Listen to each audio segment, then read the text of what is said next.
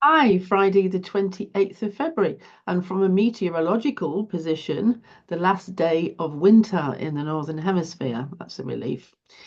Okay, so we're going to be looking at today's astrology. I'll look at the chart, but I also want to be making a comparison between Trump and the mythological character of Hermes or Mercury, because I think there's some interesting parallels there.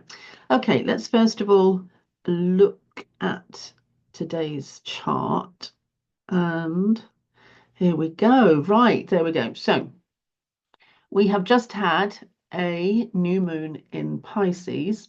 The sun is at 10 degrees of Pisces and the moon has now gone past it. It's at 18. It's just about to join Saturn in the sky. And just after that, we've got Mercury at 25. That's just the moon's node. I'll ignore that. And going on from that, we've got Neptune at 28. Still a big lineup in Pisces, and that makes us very aware of an environment which is in disarray, dissolution, very difficult to define. It's like trying to grasp something and it turns into fog. Every time you think you've got something, it just disappears.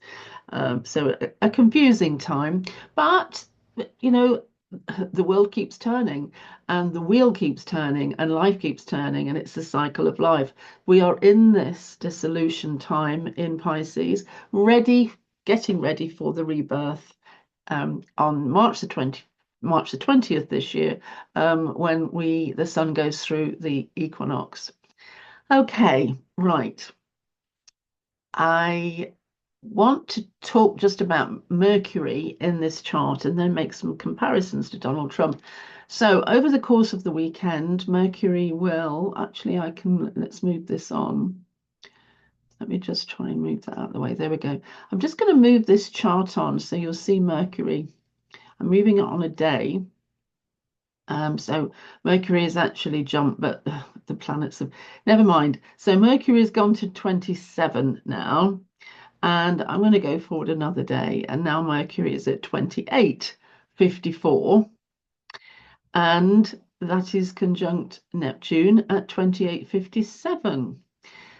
Venus, by the way, has stationed now, so Venus is going to start going backwards, back through Pisces from now on. No more traveling forward, it's traveling backwards. Mercury also is just about to do the same. But anyway, so I was thinking about the character of Mercury in astrology, or Hermes, as is the Greek mythological character, the similar character. And I realized that actually there was a very close similarity between Donald Trump and this mythological character. And so I thought it was worth just dragging out some of my old mythology notes and just looking at the type of person that Trump could be emulating in terms of mythology. Right, I'm just going to stop sharing that chart. And what I'm going to do now is I'm going to get up Donald Trump's chart and put it up big. And then I'm going to go back to the share. Well, I would do. There we go. As you know, I'm really good at this. Ha ha ha. Right, there we go. So Donald Trump's chart. Now, he is ruled by Mercury because Mercury rules Gemini, and his sun is in Gemini along with Uranus and the North Node. So, yes, all right. As a Gemini, he shares some characteristics with Mercury. Anyway, so what I want to do is just stop sharing that chart with you And I just want to talk about this character. What started me off, what made it interesting for me, was I was listening to somebody talking about Trump as a transactionalist. And I thought, transactions, yes, he likes transactions, does Trump? Mercury likes transactions, Hermes, Mercury. This sort of like, throws up for me a comparison of the two. Then you get the two faces of Trump saying one thing to one person, one thing to another person. And then so he's calling Zelensky a dictator. And then in a news conference yesterday, he said, "Did I say that?" It's you can never be sure about the accuracy of what Trump says. Okay. I got the sense that in terms of this week, seeing the British Prime Minister, Zelensky, etc., I get and clearly enjoying all of this. I was thinking to myself, he's playing with everybody. I just got this sense of enjoying himself. Um, he cozied up to Putin. And I'm wondering here, and this is just as an astrologer looking at the chart of a trickster, which is the mythological trickster, whether, and somebody mentioned this actually in the comments a couple of days ago on this YouTube channel. What's he got up his sleeve? What is it that Trump's doing? There's something behind this. And yes, if we're looking at the mythological character of the trickster of Hermes, Mercury, then it would be typical for all of this to be a charade. So he cozies up to Putin and it's a charade, which Putin believes. And then what he's doing by that is making the EU and the UK jump to attention. Suddenly they're listening and hastily having meetings and hastily looking at their defence spending. And the UK was the first to jump in and say, okay, we're going to raise our defence spending. We'll take it all out of the overseas aid budget and put it all into defence. Okay. Um, anyway, so it's causing lots of transactions and lots of movement. And he's a very mercurial character, is Trump, isn't he? So I've dragged out my mythological notes here from when I used to study this stuff way back when.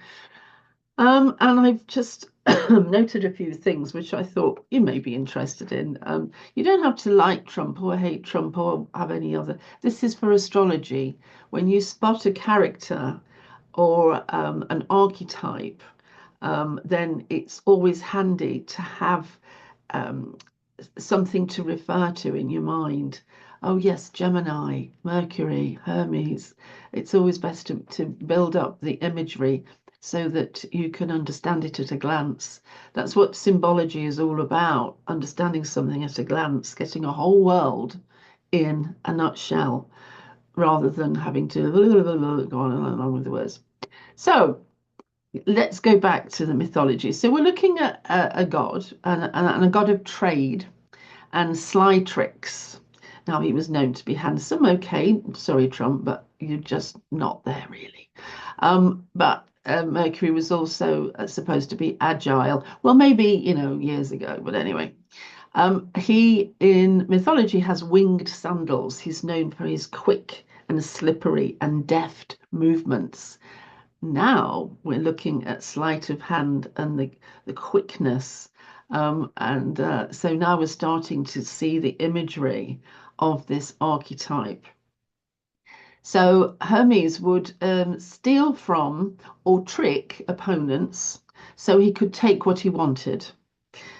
So he wouldn't bother with sort of elaborate plans, but he would do something very clever and quick just to get what he wanted. He didn't go in for brute force.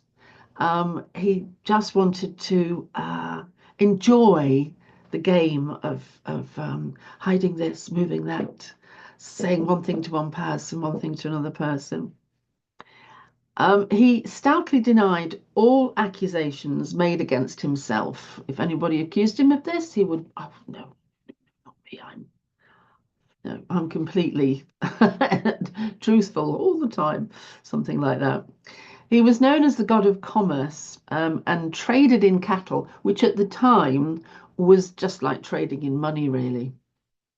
So he he was familiar with money as value, and was adept at managing it or handling it. So he was clever, he was slippery, he was the guardian of communication, connections, and the journey, and where roads interconnected, junctions. He was the guardian of junctions. Now, guardian of communication, let's just look at this. I don't particularly think of Trump as a very good communicator. I find his communication sometimes quite childlike, and easy to understand, but never complex, really. However, what if you are somebody who is very good at trickery and very good at sleight of hand? Then you could be fooling everybody into thinking that you're just a very plain, basic, simple person when you're not. I'm just putting, I don't know, I'm just putting this forward that as an astrologer, this is the type of trickster archetype that we could see with somebody who is a Gemini. Okay, so we also get descriptive words like eloquent, silver-tongued, untrustworthy, and trickster. So I'm just throwing that in there in the mix because I think these are interesting times. I'm a Gemini, by the way, so this is why I'm fascinated by this character. And so I'm looking at all of this and I'm thinking, yeah, we could well be. Now, I'm not certain. I'm just throwing it in there. Can you see my Gemini now? Sort of like, not particularly taking sides, sitting on the fence, but saying this, saying that, saying the other, might be, might not be, just not wanting to particularly fall down on one side of the fence or the other, just sort of like, let's look at the astrology, let's look how interesting the movements are. See, that's how Geminis think. so I'm anyway, I'm hoping that was interesting. Because we have Venus and Mercury about to slide back through Pisces, we are going to be taken on a journey through what we have just been through and then back through it again. So the last week or so is going to be gone over again. The cosmos is going back over things. And so we get a chance to slow down, consider things, take our time, and just bide your time, tread water at the moment, and just watch things. And we will talk more about the astrology on Monday, because then I'll be able to bring in some quite big moves coming and look at the meaning of them, etc. I hope you have a great weekend. It's been fantastic to talk to you. Please hit like or subscribe and all the other things that people ask you to do, because it counts, it matters, it matters as far as the algorithm's concerned and the AI is concerned on YouTube. So, oh well, let's play the game. All right then, thank you. It would help me if you could. Brilliant. Thank you very much. And don't forget to get my book, The Easy Way to Learn Astrology. It's very cheap. You can buy it on Amazon. And once you bought it, would you please write me a review? I've got no reviews on Amazon, dear. I was too busy looking at astrology. Okay, thanks very much. Have a lovely weekend. And I'll see you on Monday. Okay, bye.